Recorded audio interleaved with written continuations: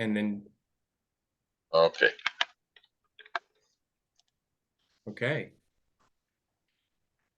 So welcome everyone to the third International Conference on Environmental Peace Building and our panel for this session, which is Conservation and Environmental Peace Building. First, I would like to remind everyone to maintain professional conduct at all time, and that discrimination, harassment, or any form of inappropriate behavior will not be tolerated by the organizers and hosts of this event. So the audience knows the panel's presentation will be recorded, but audience participation will not be.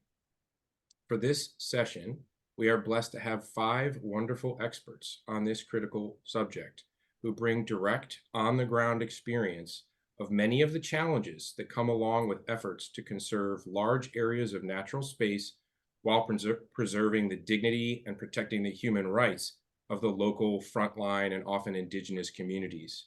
And to be very honest, there are many challenges in this burgeoning arena.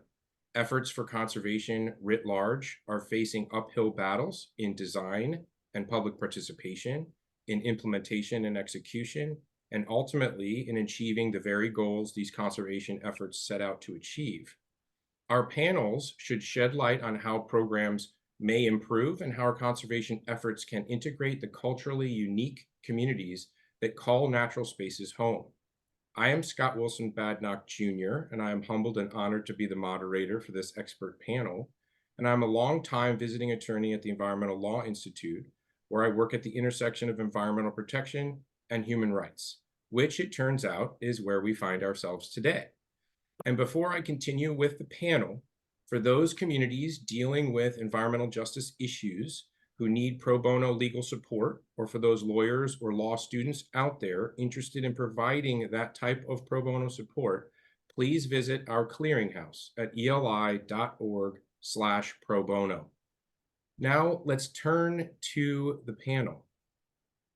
Our first speaker is Aincha Aboubakar Oumadi, the founder of Wanania Green, a social organization based in the Comoros Islands, which educates the population on environmentally responsible practices and sells products made from the recycling of textiles, paper, and plastic.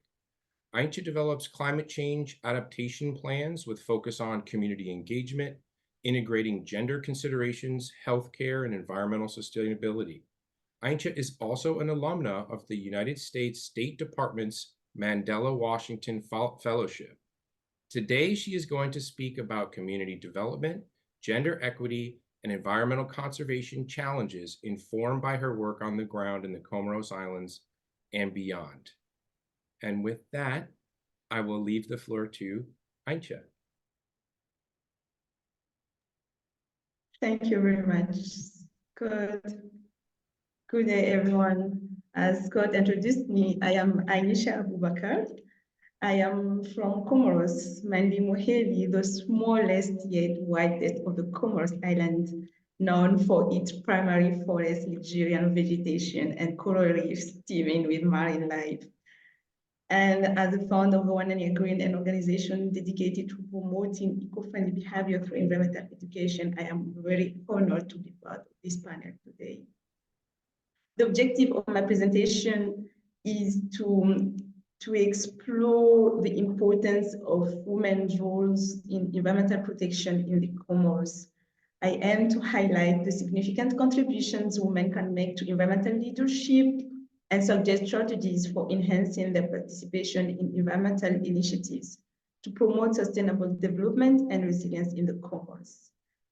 And to understand the context of environmental leadership in the Comoros, it is crucial to first consider the various environmental factors affecting the islands. The Comoros face numerous challenges that impact daily life, both geographically and socioeconomically. Geographically, the archipelago is located in the Indian Ocean, making it vulnerable to climate events and geopolitical tensions. Socioeconomically, the island grapple with high poverty rates, limited infrastructure, and a lack of access to basic services such as healthcare and education. Environmental challenges include deforestation, soil erosion, biodiversity loss, and susceptibility to natural disasters like cyclones. The close link between socioeconomic destitution and environmental degradation means that underprivileged communities often resort to unsustainable practices, further harming the environment. The depletion of natural resources can lead to conflict and instability exacerbated by climate change and rising sea levels. Given these challenges, the urgency to strengthen environmental leadership becomes apparent. Local leadership is essential for developing sustainable solutions tailored to specific needs of each island community. Empowering local leaders ensures that environmental initiatives are culturally relevant and have community support, increasing their success rates. Effective local leadership can mobilize communities, leverage traditional knowledge, and foster resilience against environmental challenges. Within this framework, a woman's perspective on environmental leadership offers a unique insight. Women in the Comoros play a crucial role in managing natural resources and maintaining household order. The involvement in environmental leadership provides unique insight and approach to sustainability. However, women often face barriers such as limited access to education, economic resources, and leadership opportunities. Empowering women can lead to more comprehensive and effective environmental strategies as they bring different priorities and solutions to the table.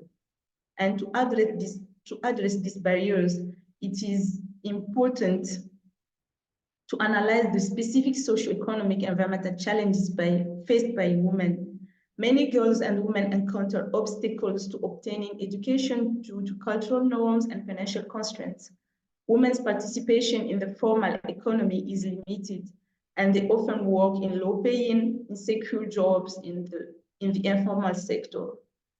Gender discrimination in the labor market reduces their financial independence and capacity to invest in sustainable practices. Climate change disproportionately affects women who are predominantly active in agriculture and fishing here in Comoros.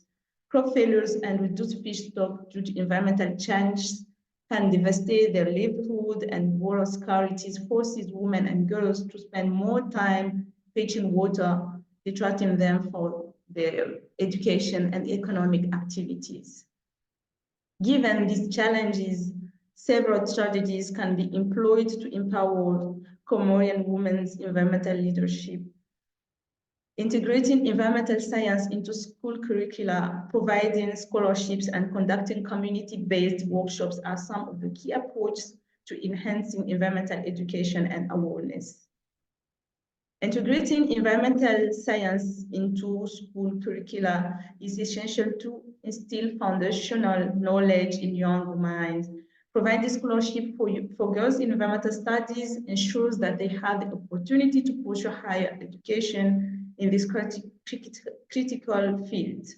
Conducting community-based workshops and training sessions specifically for women helps to disseminate practical skills and knowledge about local environment, challenges, and solutions.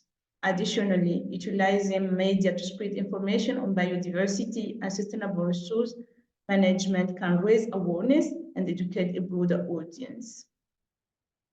In addition to education, economic empowerment is another crucial area.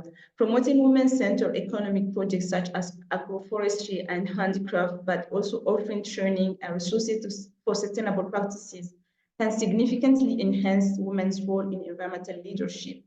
They will be well equipped to adopt eco-friendly methods, supporting women in marketing their eco-friendly products both locally and internationally helps them gain financial independence and broader market access. In addition to economic empowerment, promoting women's political participation is vital. Organizing leadership advocacy and training for women is crucial for enhancing their political participation.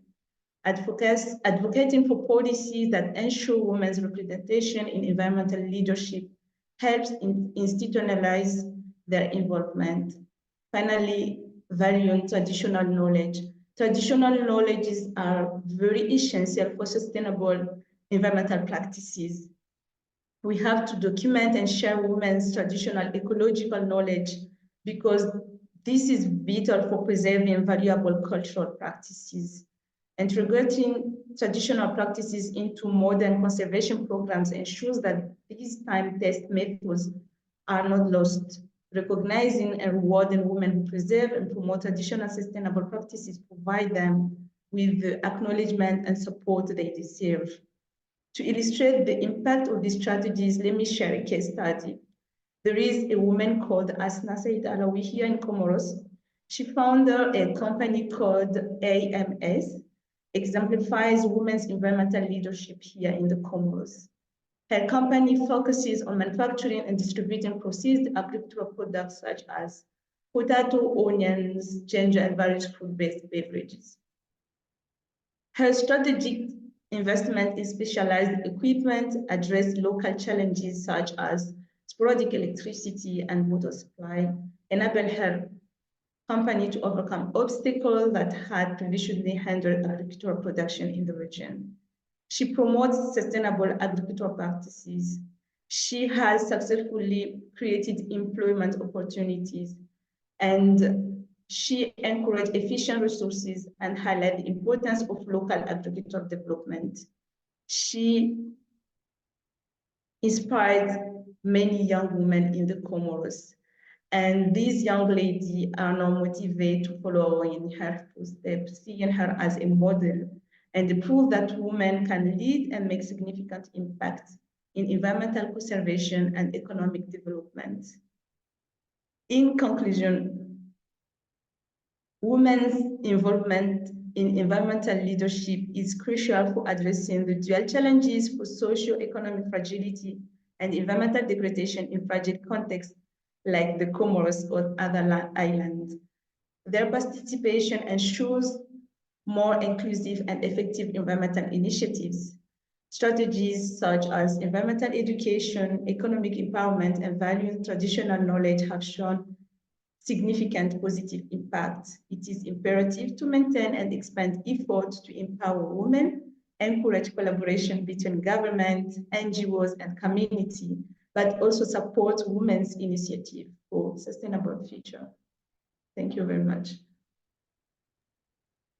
I appreciate that, Aincha, and particularly that not only is it important to tap into the intelligence of the females in the community, but that their participation ensures that it's going to work in a more effective way. And so it's one of those vicious, the opposite of a vicious cycle. It's a virtuous cycle where the more you involve the local community and particularly empower females to be engaged, the more success that those programs have. I appreciate that greatly, Aincha, and we'll come back to you to talk more about how programs can effectively engage women and make sure that they are an integral part of the process rather than an afterthought or often no thought at all. So thank you for that. Our next speaker is Atikah Nuraini. Atikah is a human rights activist and educator from Indonesia who supports transitional justice processes, peace building, and conflict transformation efforts in Asia. Founder of DATUM, or Data and Technology for Humanity, and senior trainer and researcher at Asia, Justice and Rights, Atikah has served for more than a decade on the Indonesian National Human Rights Commission and was in charge of Indonesia's national inquiry about indigenous peoples' rights to their customary forest. Amongst many other things, Atikah is actively involved in the development of the national standard and remedy mechanisms for victims and is pursuing a PhD in Applied Conflict Transformation Studies at the Center for Peace and Conflict Studies, Pannasastra University in Cambodia. Atikah will speak about a transformative approach to environmental conflict in indigenous territories and how to create a more equitable land and forest policy, amongst other things.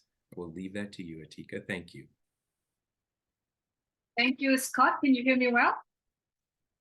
All right. Okay. Hello, everyone. I'm Atikah Nuraini. I'm from Indonesia, as Scott already mentioned. Thank you for giving me the opportunity to share my presentation this afternoon in my time.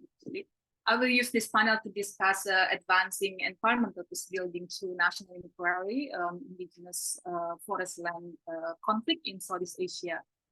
This is a comparative lessons, cases from Indonesia, Malaysia, and the Philippines.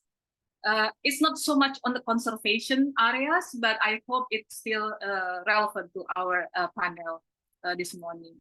So as we know that Southeast Asia has experienced many internal conflict as happened lately in Myanmar, also in South Thailand, Indonesia, southern Philippines, and also Malaysia. Those mostly related to land and natural resources competition that affect to not only eviction, migration, and casualties, but also environmental destruction. Some of them even transport, as we already learned. So that's why I think very important to view conflict transformation through the lens of environmental peace building. We can see that environmental peace building as an approach to integrate natural resource management into conflict prevention, resolution, and recovery to support peace and environmental sustainability, which of course involve multi players and actors, formal, informal, that have a key contribution. So what are the key problems related to the conflict and environmental issues in Southeast Asia? I will share 5 common issues that you can see here. The first is the non-recognition and violation of indigenous people's rights to their land, territories, and also resources. And from that, there's a lot of threats against indigenous human rights defenders. The other thing is, this is very, very obvious business and development aggression, which include logging and croplands, huge palm oil plantations, mega project development of that, like a development of dam, new cities, highway, and etc., and also extractive minings. I can see also the prolonged conflict and repressive policies and institutions which create post-migration and post-resettlement together with the extreme poverty, especially among indigenous communities.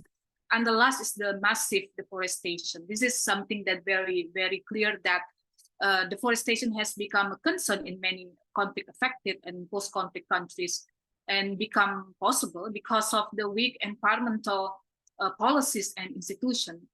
Among the drivers, we can see that the global palm oil production, which Indonesia and Malaysia are producing around 85% of the world's supply of the palm oil. And the second is the logging and croplands. Indonesia alone was responsible for nearly 14% of the global tropical deforestation, which is behind Brazil, North and South America combined, and also all of Africa. So number 4 in the world. So how we are going to stop these environmental crimes and begin to protect the life of people, especially indigenous people that depend on the forest resources. Here's you can see also how the life of the indigenous people that I can share with you. One from Papua Island and one from Borneo Island. This is how they share the life when the palm oil plantation happen in their territories. So this is the thing that I want to share with you. The one avenue that was used by these 3 countries, Indonesia, Malaysia, and the Philippines, was using the role and mandates of the National Human Rights Commission. Human Rights Commission is an independent quasi-judicial institution established by the state to promote and protect human rights, which their mandate is to monitor investigation, education, policy review, and also mediation of human rights conflict. It combines both human rights and peace-building roles.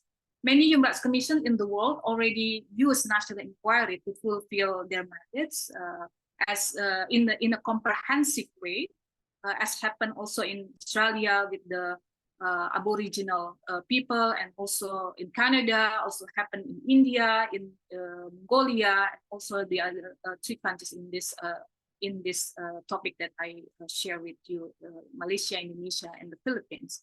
So what is national inquiry? This is an investigation into systemic human rights problem with the participation and consultation with the general public through public hearings, public submission, in-depth research, and many other things that related to how to change the policy.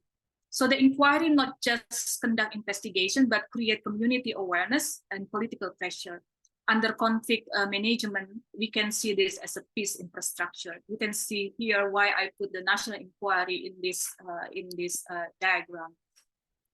So the process of a national inquiry in Malaysia, that's focusing on the orang asli, the native people of Peninsular Malaysia, and the native in the state of Sabah and Sarawak, that using public submission, public consultation, and public hearings with a total 132 cases that's covering the issues related to administrative, plantation, logging, and forest reserve, inclusion of land into state and protected areas, and also indigenous land development schemes and commercial development projects that happen a lot in Malaysia.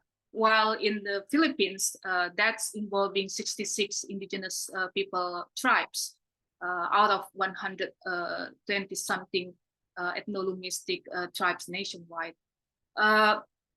In Indonesia, that's the national inquiry involved 40 groups of indigenous communities and multi-stakeholders consultation and massive ethnographic studies with the 8 public hearings across the region. So, what are the key findings of this national inquiry? I'm not going to read all the key findings, but we can see that the inquiries have addressed root causes, the actors, and the patterns of the conflict, and specifically the policies, regulation, and institution in country that relate to this situation. For example, in those 3 countries, conflict related to land, forest, and natural resources mostly happen in the customary land and forest.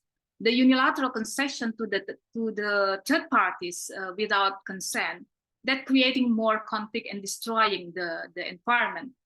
The other thing is the lack of recognition of indigenous people rights, including their territories, that become the root causes of the conflict.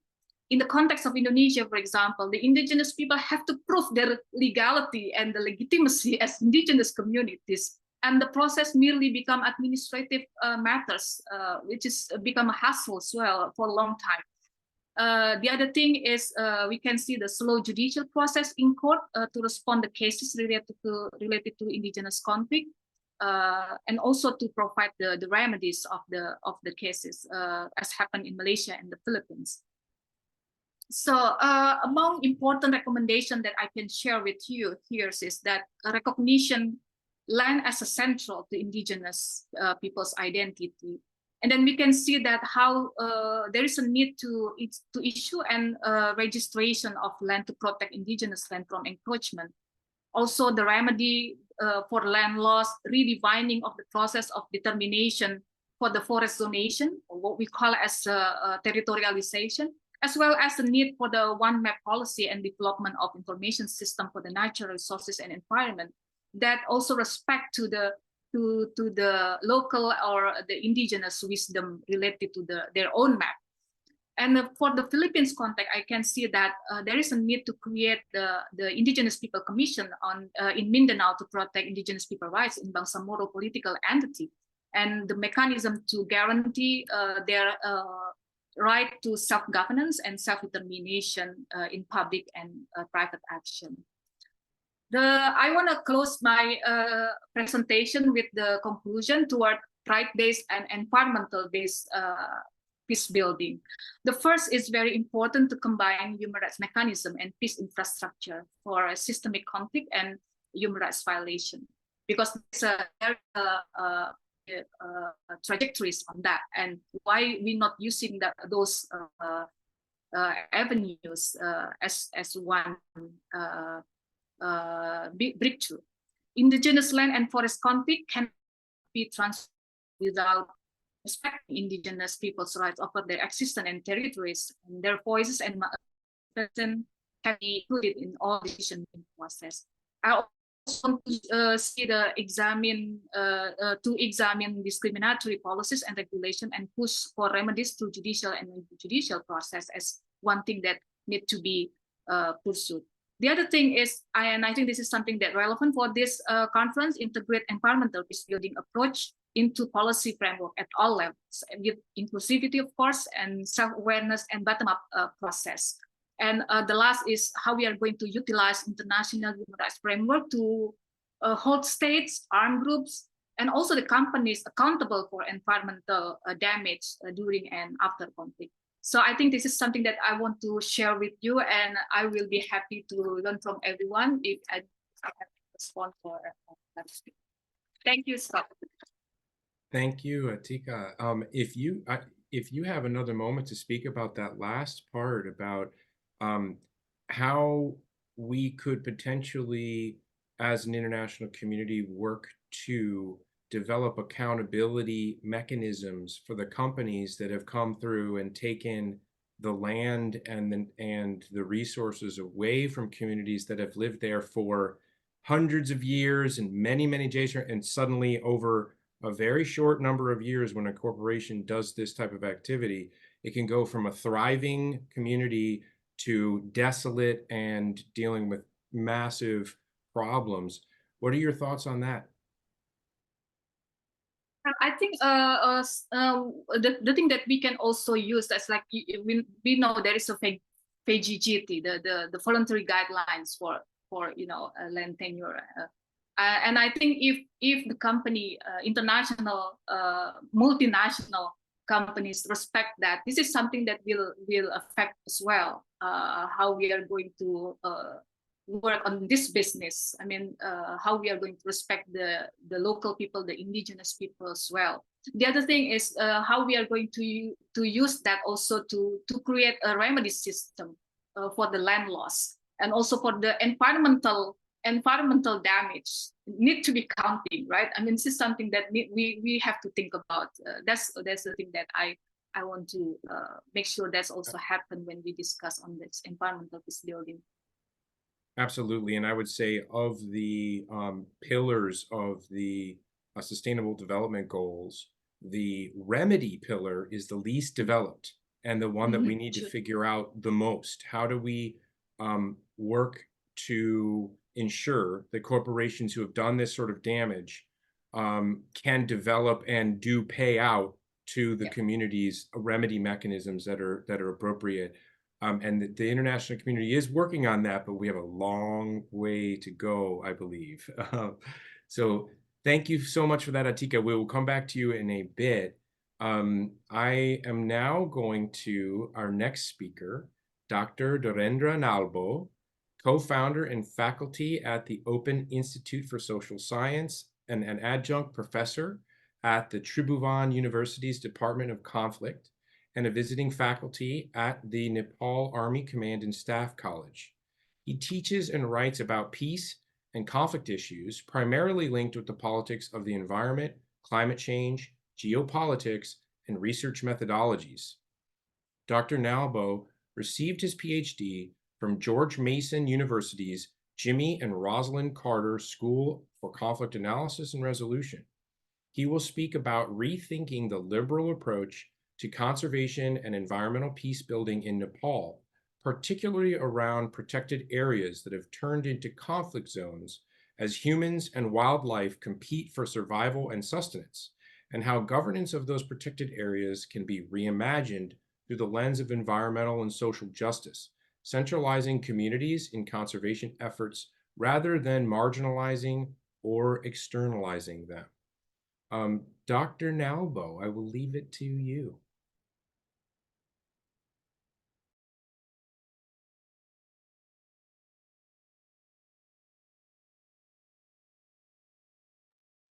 Don't forget to unmute, Doctor. That's what I was doing. Thank you so much for that gracious introduction. Scott and I know, thank you so much, everyone, for making this possible. I would like to probably jump in my presentation. That the reason I'm interested to really look at biodiversity conservation in relation to environmental peace building is, I think I should just say out loud right now, is that biodiversity conservation has a lot of contribution to make in terms of thinking environmental peace building. And what do I mean by environmental peace building? Perhaps is something that we can talk if anybody wants to, but at least that's the premise that I want to start with. And with that, I wanted to focus on protected areas with the really looking into dynamics of the ways in which it has been managed over the last 40 years of Nepal's history in biodiversity conservation. Nepal is, I think, I don't know, our colleagues have come from different parts. So this is the country. Nepal is situated in between China and India. It's a landlocked country. But as geographically small as a country like Nepal, actually has 20 different protected areas. It covers, the protected area covers around 23% of land mass. And so the contribution that the country makes in terms of biodiversity conservation is very significant. I think in many ways in a conservation world that people and organizations are really aware of what Nepal has done in terms of protecting endangered species like one-horned rhinos, the Bengal tigers, and so many other species. So this is the focus, and then I really focus on one specific protected areas in Nepal, which is called Kusi Tapu Wildlife Reserve. This is the Nepal as a wetland that the government declared in 1976. So it is situated in the southern eastern part of the country. It's all plain, and it also provides a very protects endangered species like water buffaloes in local language called ornas, and this wildlife reserve is also known for having one of the highest bird species in the country. So it's a very important for bird watchers. Now let me situate this today's conversation into something that I really am passionate about. The reason to really think through this as part of like a new liberal approach to protected area management from a theoretical perspective is because it has a lot of dynamics that we must discuss and we must think of policy in terms of certainly environmental peace building angle. So what does new liberal approach to protected area actually promises? These are the promises, generally speaking, right? It talks about decentralization, it talks about market economy, rule-based governance, essentially thinking about these protected areas are part of like Nepal's development approach. I think a lot of international organizations, including UN and states, have looked through the protected areas as part of like an economic growth, economic development. So lots about economy, thinking about ecotourism. And that has been significant tourism economy in Nepal, definitely out there. But contrary to this, what we can see is in this picture that I have taken, all of these pictures are what's happening is I'm going to situate this in terms of our conversations today. So the elderly man with the with the buffalo, his wife was killed by an elephant. The elephant came out from the park. As the elephant walked through their house, they encounter, and then the elephant killed. And the cattle that you can see is the local community actually grazes all their cattle into the park still. Let's recall that it was established 1976. And before that, the community continues to use this particular place, which has the government declared as a protected area, was part of like their grazing area. So no solution was offered, and the community continues to graze their cattle inside the park. And then Nepal Army is in charge of protecting protected areas across the country. They really wrestle with a lot of legal and policy framework that Nepal has promised through liberal approach to management. And then, as you can see, this is a very sad picture. This grown elephant was died because of electrocution, because the community were trying to protect their crops by providing a electrical fence. So that's the result. And so you see these kind of dynamics. On the one hand, this particular framework, a very liberal framework, talks about good governance, rule-based management approach. And in fact, the government has this community-based approach to govern protected areas across the country. So these are some of the key things that one can observe, not only within the Kosi Tapu wildlife, but also in Nepal's other famous national park. Those also, this kind of dynamics one can observe. So these kind of injustices and inequalities, injuries and deaths and loss of livelihoods are every year happens. Essentially it happens. And this is the paradox that I wanted to really share with you. And how do we think about this paradox? On the one hand, we talk about this is market-based economy, this is about biodiversity conservation. A lot of donors pour their money to protect protected areas, but these communities are in the midst of these kind of violence. I think colleague Telma would talk about probably more on human-wildlife conflict, so I skip on that. So then I was trying to wrestle, how do I frame this into a broader discussion? I borrow this, what is a liberation environmentality? I borrow this term from Robert Fletcher's various works. He has done a lot of writings in terms of biodiversity conservation and it's his paradoxes. And this term is essentially comes from a Foucault's idea of governmentality. And the reason I'm saying more than liberation environmentality is to think about how do we understand this different dynamics that people are actually engaging in the midst of this a beautiful framework. Laws and policies are beautiful. It's really community-centric. The government does provide a compensation to those who have lost their lives, injuries, and so on and so forth. But there are also a significant challenges in terms of who gets what and how the processes of just legal process of getting compensation has been extraordinarily difficult for them.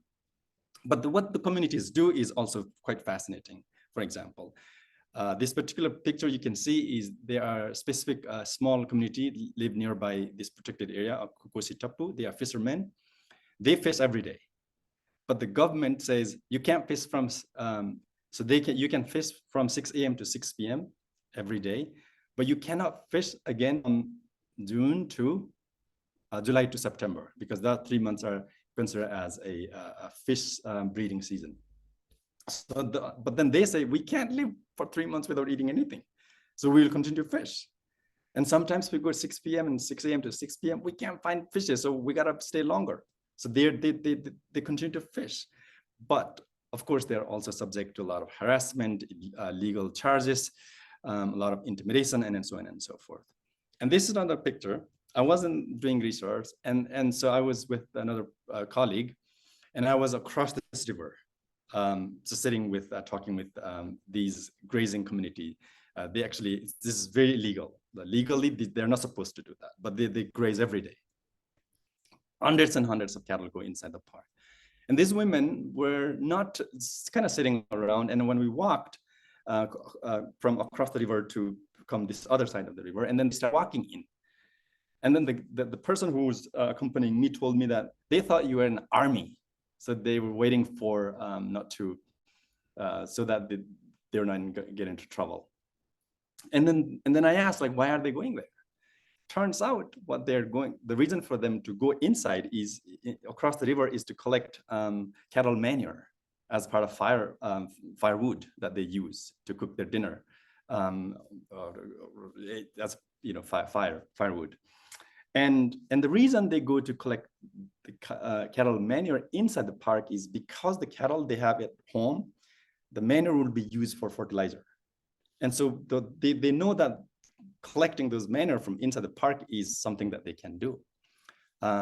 So that's the paradox, right? They're not supposed to do that, but they are doing it. And then these grazers, they've been grazing, this gentleman, I spoke with them, they've been grazing over the last 30 years. And they know that's illegal, but they do it. And then interesting part is they have also planted these vegetables inside the park, like beans and other, a lot of these vine related kind of vegetables. And so they bring when they come back home. When the army comes, they just disappear into the bushes because they know that land so well that they know when armies might come and they just disappear. And then army can't. Then armies have the armies have to leave. They can't just look around. So that's the kind of like a different dynamics one can see. So what does this tell us in terms of this new liberal approach to protected area conservation management is to, I was really thinking about in terms of how do communities actually think about their environment, right? And we obviously neoliberal approach to environment is to think about how can we maximize in terms of humans, but these communities are completely excluded. They are not part of this economic upliftment and economic development and so on and so forth. But they are finding their life ways to tune in into within the legal framework, but obviously experience a lot of discrimination, assault, and legal charges. But they can't go anywhere, and they gotta figure out their lives in that sense. So the couple of things that I have just posted, put in this slide is to think about like how can we think this contestation, struggle, negotiation is part of like in liberation environmentality. I don't think there's any alternative to think about biodiversity conservation, but rather to really work with the communities. And I think two previous colleagues have really mentioned in terms of role of women and also indigenous communities in this particular area that I have spent many years, lots of indigenous communities around, different types of indigenous communities. And this kind of, how can we go beyond laws and policies that are really sanitized, really beautiful? If we look at laws and policies in Nepal, I think they are spotless. They are really beautiful, but they just don't work. It just don't work for these communities. And so I think those kind of shiny laws and policies has to be interrogated, has to be brought into a debate in terms of what sort of like these laws and policies becomes a confluence or meeting point for international organizations, donors, Nepal government, and that's the place to begin. But I think my argument is the place to begin is with the community in their environment, not through this really thinking about inclusivity, thinking about participatory management. It is beautiful, but these communities are not part of this community, this protected area conservation. So that's where I'm going to leave right here. Thank you so much for your patience, and I look forward to speaking with you in a bit. Thank you, Dr. Nalbo. I found that fascinating, and your point about beautiful laws that just don't work for the people on the ground. That is an experience that I have very frequently in my work in environmental justice. And often the gap between that beautiful language in a piece of legislation and what's actually happening on the ground sometimes is just massive. And it's important that we recognize that the bill itself, even if it is, as you said, Doctor, beautiful in its textual, arrangement, if it's not effectuating positive change on the ground, then it's no longer beautiful. And sometimes it could be actually very ugly, which I think we're dealing with in America with the Clean Water Act being gutted recently by our Supreme Court. Laws, if they are not written properly, can be turned very detrimental to those communities. And I wonder more, and we'll get back to this, but I wonder more about how efforts can codify the rights of those local communities to engage and to be a participant and a meaningful, substantive participant from beginning to end, which seems, Dr. Nalbo, like what's been really missing for those local communities that you dealt with. Okay, well, I appreciate that. I'm gonna move on because we have so many great speakers, but we'll get back to all of these issues. Our next speaker is Gisa Sarah Joy. Gisa is a dedicated research scholar at the School of Legal Studies, Cochin University of Science and Technology. Gisa has taught at the National University for Advanced Legal Studies and Bharat Mata School of Legal Studies. Her research focuses on the critical issue of human-wildlife conflict, exploring the intersection of environmental law and wildlife conservation. Gisa will be speaking about wildlife corridors as a tool to reduce human-wildlife conflict and promote conservation, particularly in India. Thank you, Gisa. I'll leave it to you. Thank you, Mr. Scott, for that introduction. Firstly, I'd like to introduce myself. I'm Gisa. I'm a research scholar from Kerala, Cochin University of Science and Technology. And this is my first attempt at an international webinar. So thank you for the opportunity. Also, my PhD focused on human wildlife. My academic suits towards wildlife corridors and how it is important to conservation as well. Am I audible? Yes. Gisa, Okay. yes, I hear you, but you are So you're lagging a little bit, so it may be better to turn your video off, Gisa. Okay. Okay, sure.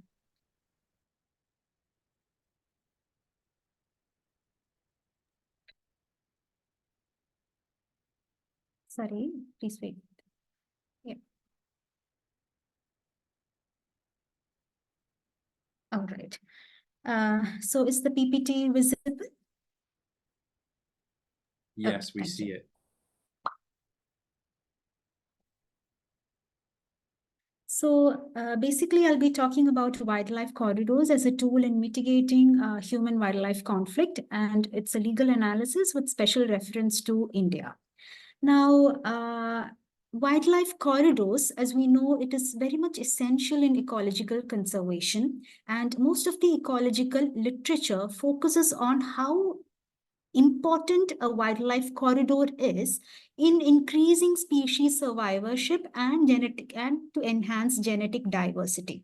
Now, if we look at the definition of what a wildlife corridor is, there is certainly ambiguity in what constitutes a wildlife corridor. Now, the general definition is linear landscape elements to facilitate connectivity between habitats. The technical definition comes down to narrow strips of land differing from the surrounding matrices, which function as a fundamental landscape elements alongside patches and matrices. And also, wildlife corridors are differentiated based on their functional role. They are debated either as temporary connectors or permanent connectors from animal habitats. Now, there is also a conceptual distinction in the definition of wildlife corridors. Some view corridors as strictly non-habitable environment, and therefore increasing the human-wildlife conflict. Now, wildlife corridors are important to all kinds of species, especially keystone species or ecosystem engineers like the tigers and the elephants. And because they have different migration patterns, food patterns, etc. So a wildlife corridor is especially important for feeding, foraging, and because of climate change, permanent relocations due to habitat change, and so on. So therefore, habitat connectivity is very much crucial for biodiversity and to prevent population insularization that can lead to extinction. And as far as the ecological dynamics is also concerned, it plays a vital role in supporting sink population through connectivity to source populations. And it also helps the fragmented subpopulation species from interacting and to make it a meta-population through the connectivity. Now, I'll explain all this in detail. Now, source populations, as we all know, it is something where birth rate exceeds death rate, and sink populations where death rate exceeds birth rate. So the corridors mainly support sink populations by facilitating connectivity to the source populations. And therefore, the human-wildlife conflict can come down to a great extent because of the connectivity. Also, a contagious area is necessary for species survival, and source populations mainly occur in the core zones of protected areas and due to other anthropogenic pressures, corridors are most effective when linking protected areas to other source habitats. Also, there must be land use planning, that is conservation strategies focusing on land use planning around protected areas, and that has been identified as wildlife corridors. And there are studies that shows that genetic flow and diversity are higher across those areas. Also, because of climate change, the species adaptations take place, and hence corridors enhance genetic resilience and habitat contiguity across climatic change adaptation. Now, if we look at the legal framework for, one second. If we look at the legal framework for corridor protection and management, if you look at the international law instruments, we have the Convention on Biodiversity, Ramsar Convention, Bonn Convention, but however, it do not explicitly refer to wildlife corridors as such. Much focus is not given to wildlife corridors, even though there has been a lot of international law instruments in this regard. Now, CBD, like the Convention for Biodiversity, provides for development of protected areas in its Article 8A and 8D. Now, there is a Habitat Directive that provides for corridor conservation. Article 10 provides for that.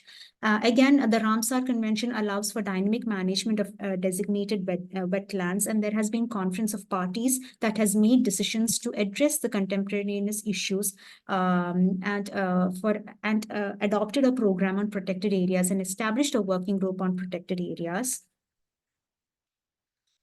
So the international framework, I must say, is quite high in this regard, but much importance need to be given to wildlife corridors. And if we examine the European legal framework, it is very much in tune with environmental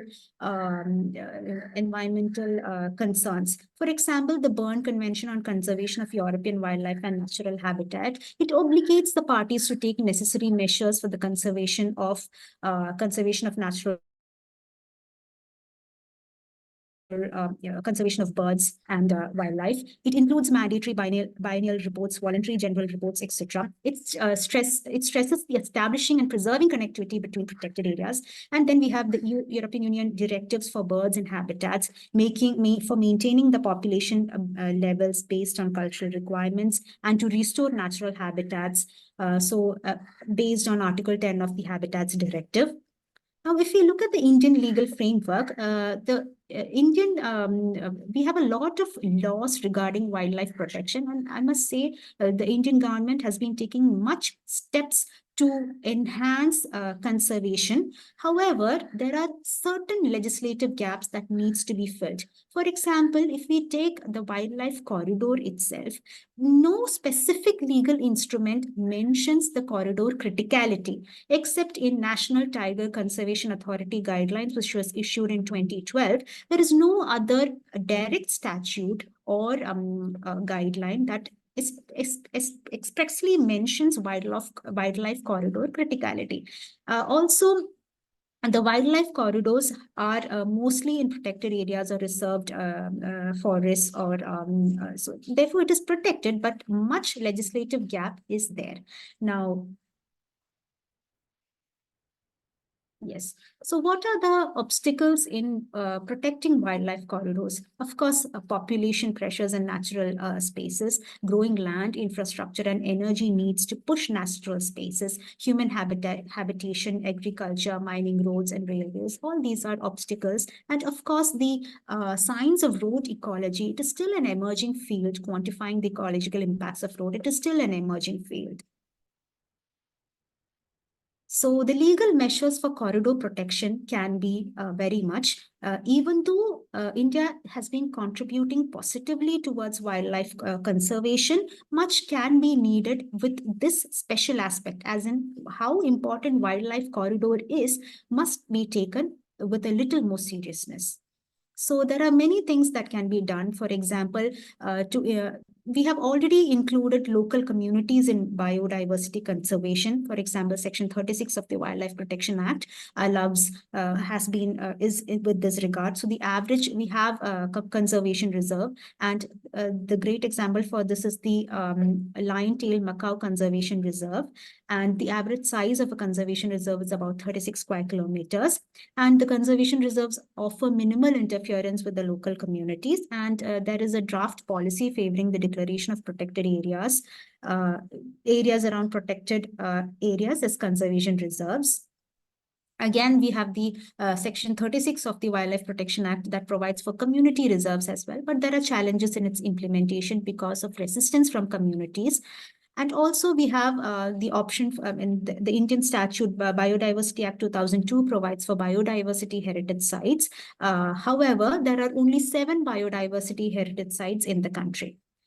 By concluding, I would like to say that when we compare the international instruments, the European instruments incorporate terms like favorable conservation status, and it holds authorities to a higher degree of care in conservation and schemes. So hence, law must keep in pace with the environmental changes and must be implemented effectively, and engaging all stakeholder groups and to frame policies to reconcile competing interests, and also strictly prohibiting activities from protected areas. For example, commercial mining, felling of trees without approval, setting up of industries causing pollutions, organic farming, etc. must be strictly prohibited. So hence, effective conservation, it requires a robust legal framework, a political will, and a stakeholder engagement. And the importance of wildlife corridors is, although it is very much high, it still lacks there is still legislative gaps in this regard. Thank you. Well, thank you, Gisa. That was an excellent presentation, and I appreciate that you got into the legal areas. Just a quick question for you is, did you, in your understanding of the EU's directives and the various efforts to protect wildlife corridors, are you seeing an effort to protect the rights of those local communities that are surrounding the corridors? Yes, that is a cause of concern, because always conservation means right to development versus right to conservation. So that is the main points of contrary. You have to have that sustainable development.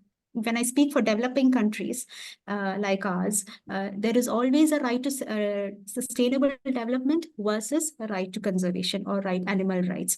So yes, that is a question which needs to be addressed in a much more, Right. important, way. Yeah. And we're probably not going to solve it right now. Yes.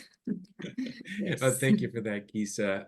Okay, so our final speaker is the excellent Telma José Mabureza, who hails from Mozambique and is joining us from Brazil. Telma earned her doctorate in sociology from Universidade Federal Fluminense in Brazil and has her bachelor's and master's in tourism. Telma specializes in quantitative and qualitative socio-environmental analysis, focusing particularly on community-based natural resource management, socio-environmental conflicts, and conservation units. Today, she will speak about challenges with the conservation models being deployed in Mozambique and beyond. Telma, I'll leave it to you.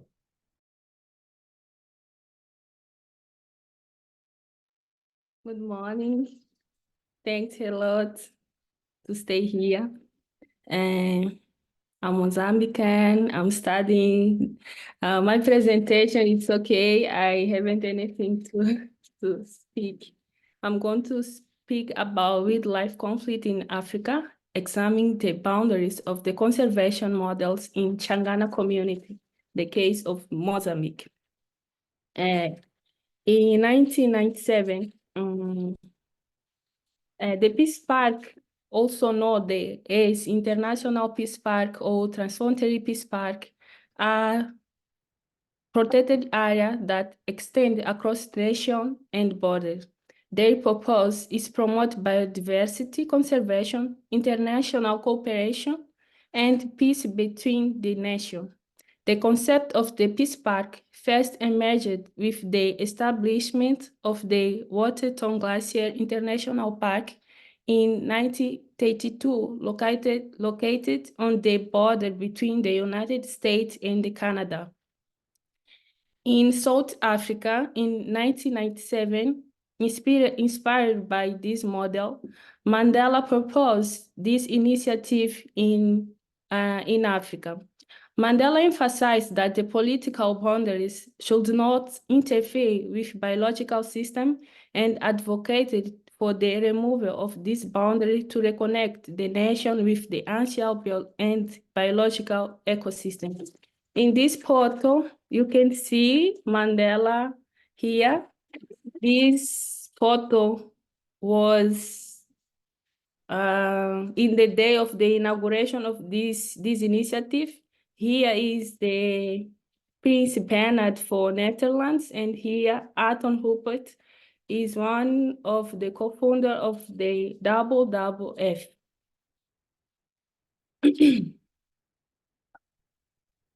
In this map, you can see in Science Day Foundation, the 18 transfrontier parks have been created. They show on the map. The park marked in orange represent those that have already been established. The ones in blue, here, are still in the process of being created, and the park in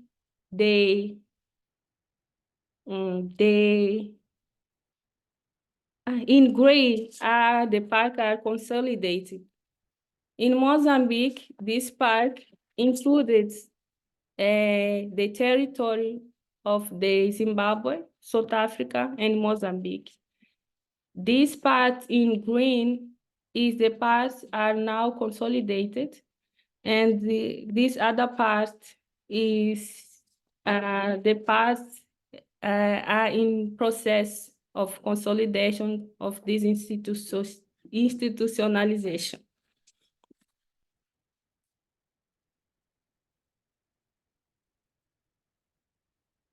In this part, you can see in this photo is the process of the translocation of the animal from South Africa. Here is South Africa, in this part is Mozambique. This is the process of the reproduction of the fauna in the Mozambique. It's important to say this part is one territory habited by human people, and this human doesn't know that this land was transformed in park transfrontiers. In Mozambique, we doesn't sold the land, but if the government transform your home in park, you go to remove for this area to create this initiative. All people go to recentrate, and all activity or going to stop. All activity the government permit is the tourism and activity like that. Agriculture, cattle, weights is forbidden. In Mozambique, when the government created the park, all people live there, go to live with the tourism. And these people go to make the conservation. The conservation goes to create the lots of animals. These go to attract more tourism, and the government take 20% for the community. And another promise is I'm going to create the job, but this doesn't exist. In this picture, we can see the conflict about the contact emerged with the contact of the community and these animals. In this part shows women attacked by the animals when they try to access the river. On this other point, it shows a lion close to the community livestock. This animal begin to consume the community livestock, increasing the spread of the food and moth disease in the area. In this part, we show the elephants arising to access the community cultivation. In the park, have 4 security inspectors to inspect the fields, but the community have 400 gardens. This situation forced women and children and widows to spend the night the fields to scare away the animals. Another young people, because the agriculture was stopped, the hunting was forbidden too. More young people started to kill the animals to take money to get out of this part. In this part, more people was immigration for outside because doesn't have a job. And the only job the young people are see is the illegal hunting. I want to finish with this woman. I take this picture. She said, take me picture, show to the world that here we are suffering with, doesn't have the food. They are show here, something she go to eat in this day. She say, we in this park have so hunger and we are suffering so much because we doesn't have the land to work, and we need to expect on the tourists come and we spend the money to they survive. And these people is some people so independent. They need the job to work to sustain their families.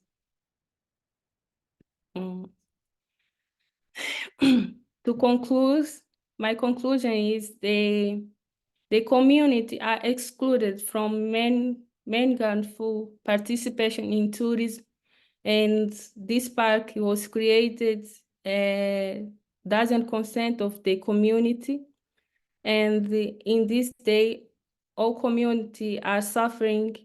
The man goes to the cultivation and all time have the contact with the elephants. This contact results in death, and the community are so sad because they doesn't have the job. All things they know to survive now are forbidden, and more people show the refuse about this model of conservation. And it's only, thank you so much.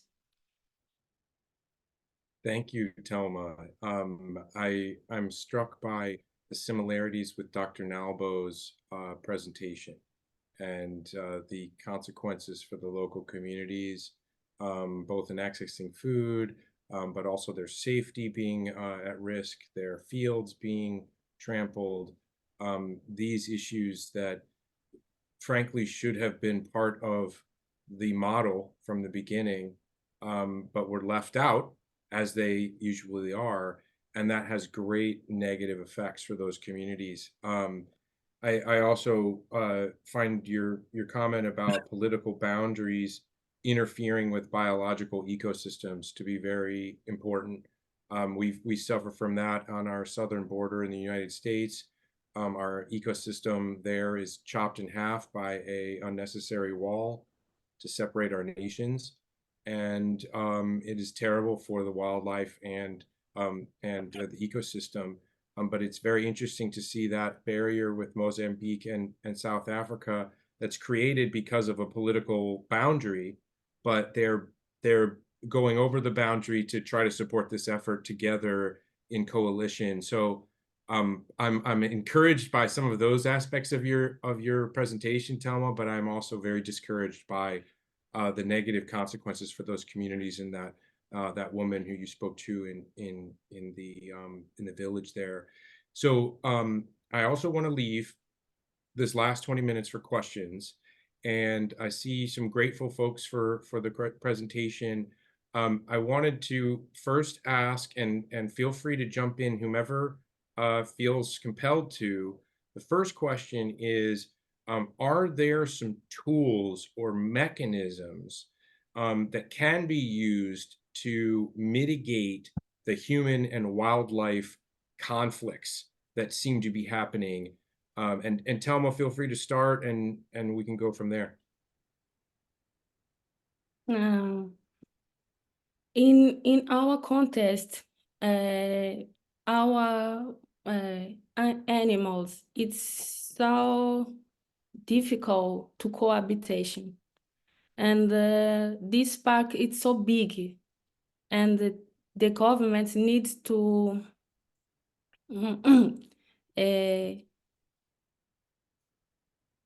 to put the community out of this area, to protect the community, because this park, the government doesn't go to close to permit that this community return the life they know.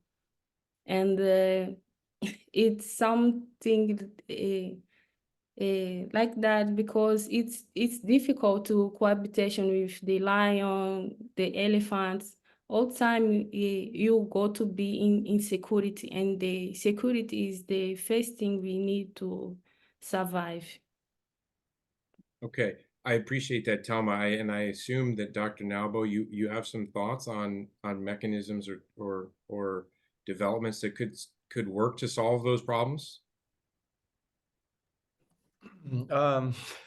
Yeah, that's a really, really big question. And I think maybe not like immediate, but there are ways that we can think about both short-term and long-term perspective. I think if I reflect from Nepal's experience, I think, for example, I mean, militarization of protected areas just doesn't work. I think because nobody wants to become a target of security forces if they have a choice, right? If they're poachers, for example. And then people who go fishing like nighttime illegally, who wants to go to fish in night and during night? Don't they love to go to sleep as well, be their family with family? And so I think that a lot of focus is on treating the symptoms, but not actually the cause, and that has been a issue for the last 40 years, and then so that has to change. Is why do people actually make that kind of choices if they know that's illegal, but they actually go and do illegal activities? But why would they do that, right? And so really thinking from that angle is such both in terms of policy intervention, but also thinking in terms of how do people conceive their environment. I think I'm not quite sure, like every indigenous community, for example, members want to be like maximize the production and get profit and be richer. I think the goal is pretty minimum. The goal is to have a good home and a good kind of life that is not like, I don't want to buy a Mercedes, or nobody, there's nothing that kind of dream, right? But there's a dream about simply have a dignified life. And so recognizing that community needs are very minimum, at least in speaking in a kind of modern sense. And so recognizing that is, I think, fundamental in terms of while thinking about policy interventions.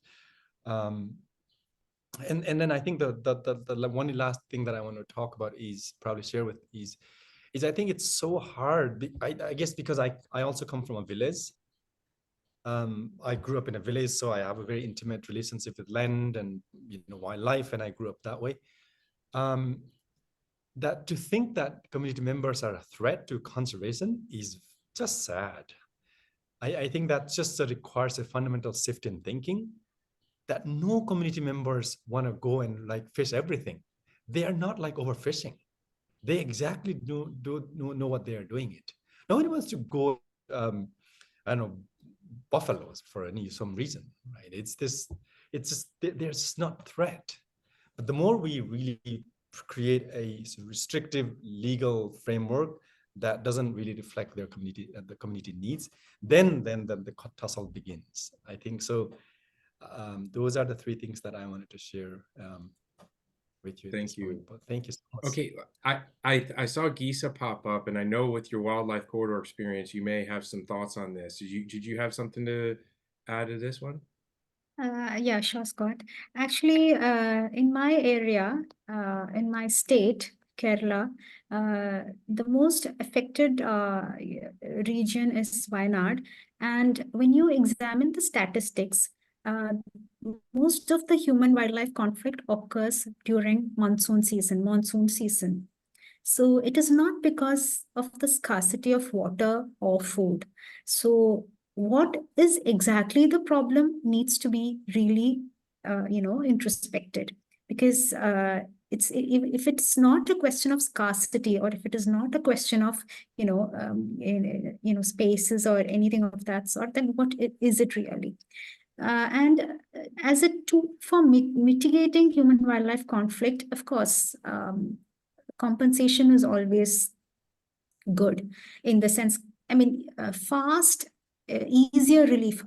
relief in terms of compensation would be of great help to the farmers or to the indigenous people, because the most affected of human-wildlife conflict are the indigenous people and the farmers who live within the fringes of the protected areas, or who live within the fringes of the forest. So the changing agricultural patterns, no, now that is not something which the environmentalists should be concerned of. It is a matter of economic policy. Now, the changing agricultural practices has certainly, added to increasing human-wildlife conflict, because say, for example, elephants, they have to, at a certain stage, they have nutritional, demands. So when it is easier to get it from an agricultural, paddy field or whatever it is, cardamom, whatever it is, if it is easier that way, then always it will opt for that. And also, abundance of prey species, for example, in case of tigers, all these are important factors. And of course, the major concern is habitat fragmentation. You have all kinds of invasive species, plants, and invasive species. For example, like there are so many plants that, the grass in the forest have literally, it has undergone tremendous changes, which has made the wildlife to move to other patches where you actually find it. So habitat fragmentation is a very serious concern, and land use planning must be very much scientifically done. Much of the forest area has been now converted for developmental activities, be it agriculture, be it mining or whatever, be it industrial areas. So all these needs to be scientifically, and of course, this is a matter which has to be dealt with different stakeholders. It is not something, it has to be done, also there must be species-specific laws. I think now the environmental law is moving towards species-specific laws. What is required for a specific area, what is required for a specific species must be taken into consideration. So those are my thoughts on this. I appreciate that, Gisa. And I would love to hear, Aincha, your thoughts about, how empowering the female population can facilitate some of these issues that the other panelists have spoken about.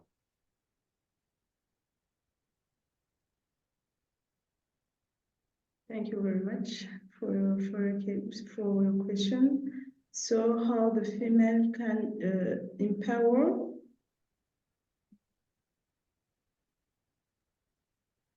Yeah, Can you repeat again? oh, sorry, yeah. How empowering the female population of those local communities can prevent some of these bad outcomes that we're seeing, whether it's communities, members of the community needing to now illegally access the park or the forest, or being threatened by wildlife or other challenges like the militarization of certain conservation areas, et cetera. What are your thoughts on that? For me, I think it's always important to empower women in all fields, And when we are talking about environment conservation, it's highly important and crucial, as I said earlier. Here in Comoros, we don't have this problem with wildlife and so on, but women are the most concerned when it comes to climate change, environmental problems, and so on. They are the most affected. So they need to understand how to live with this wild animal, for example. They need to know how to protect themselves from their hunt, something like that. So it is very important for them to understand. They also have these traditional practices which we have to value more and to learn how to modernize maybe some of them and how to give up some of them. But if no one empower them, if no one explain to them, there will be a gap between what we have and what we want. So the empowerment is very, very, very important. I would like to share just a little example that happened here in Comoros. We have a project funded by the World Bank, and the principal target is some marginalized group, mainly women, but in specific areas. Unfortunately, it's not in the whole country. And they teach them how to conserve some typical species of fish. So for example, in a year, they are when the Dr. Nalbo shared about the fishing practices in Nepal, I just thought about that practices here in Comoros. So they are allowed to fish some period of years. But the point is, they are able to follow exactly what is said in the project because they have this help from the project in order to increase their livelihood. So when they are told that they don't have to fish for 3 months, they have another income. So they really follow the rules. But as I said, unfortunately, it's just for specific groups and it's not in the whole country. If you want to get an effective conservation, if you want to attain our expected result in terms of conservation, those indigenous or those underprivileged group need support to increase their incomes. They have to live. When you explain to people, don't cut the trees, and they clearly tell you, how will I survive? So we need, I don't know, maybe we need to rethink again how to make our conservation policies and how to advocate with those international, those who help us. So empowering women is very, very important. We need to understand, why do we protect this area? We need to understand why it is important to not consider the sea as a garbage. Like here in Comoros, we have an active volcano, we are surrounded by water. So if I'm not able to explain those women, why should we protect this island to prevent it from disappearance? Maybe they could not help. So it's highly important from my point of view. That's great, Aincha. And I just want to say, I think that's even though you mentioned that there were limitations to it, this concept where they recognize that the 3 months that they want no fishing in a certain area, that those fishermen need to be compensated for those 3 months that they can't fish. And this is getting to one of the answers to this major question, which are what are the mechanisms that we can instigate that are part of these conservation efforts that ensure that each one of those local communities that has an issue that might lead them to go log or fish when they're not supposed to, or access a forest when they're not supposed to, that the economic reason that's causing them to get there is the thing that needs to be solved. That's the mechanism we need to work in for this to work. Atikah, I want to turn to you too, and just, you know, hearing everything you've said, I want to leave you the floor just to sort of speak about these issues. Yes, thank you, Scott. Even though I'm not really working on the ground related to this conservation, but that's remind me the case in Thailand. I think 8 or 10 years ago in Chiang Mai, when the 5 Lisu people have been arrested because they said that they violate the Wildlife Protection Act, Preservation and Protection Act. That's really also happened in Indonesia many times. I want to see this from the policy review, that, you know, mostly the decision for conservation and protected areas, that's usually not involving the people that living there. So that situation that's make them align from their livelihood, right? So that's I think this is something that need to be considered in the context of Indonesia. For example, the forest zonation, the territorialization of the forest, like, okay, this is the forest for production, the forest for conservation, or the forest for protected. So it's only the authority of the Ministry of Environmental and Forestry. I mean, the people, they never know that basically their forests become forbidden for them to access. Right. So this is something that need to be tackled.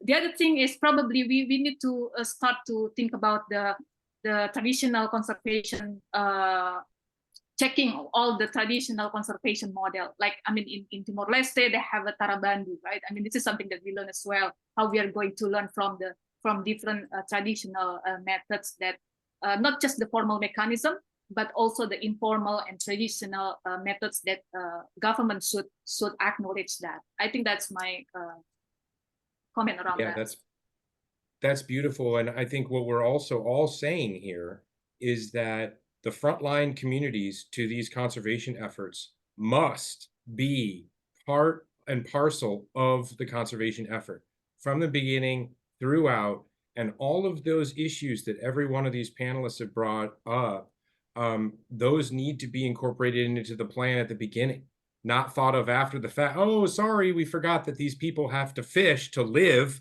for these 3 months. What are we doing, right? Those need to be as right at the beginning, and that every single frontline community must be a mandatory participant in these conservation efforts. If we can go that far, I think we will have solved a lot of the challenges that we've talked about today. And I'm sure there will be new ones after that.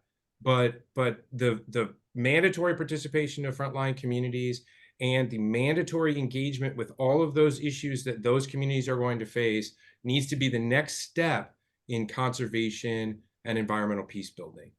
To that end, I want to thank this incredible crew of panelists from literally across the globe to bring us these insights into how we can conserve space in a more effective way and build peace building, right? Something that we've all agreed is critical to the future of our planet and our species and every species that lives here.